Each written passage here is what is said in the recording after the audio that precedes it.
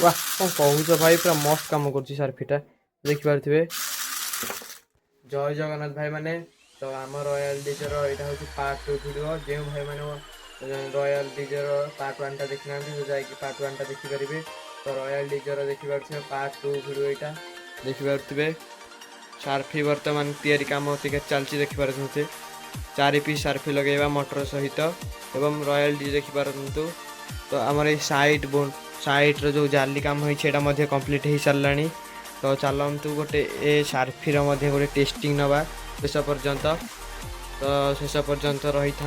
हाँ सांग मैंने कहीदेक चाहिए तो चैनल को सब्सक्राइब कर रखु जहाँ फल कि आप देखते मोर नुआ नुआ भिडियो देखिपारे।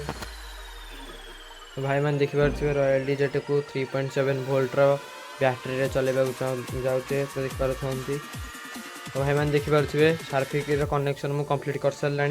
तो चलतु देखी तो भाई लाइटा के चलुची।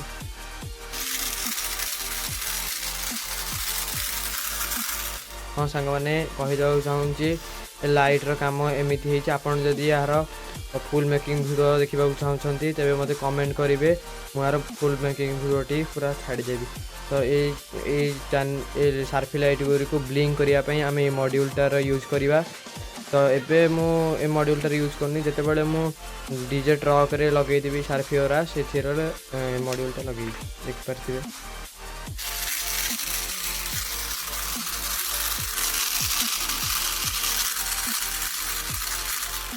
एकदम बढ़िया है।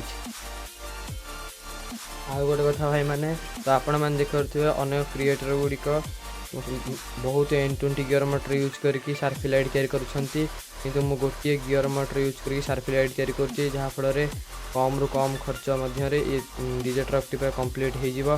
तो देखिपे आज वीडियो मुझे रही नेक्स्ट वीडियो मत सब्सक्राइब कर रखु।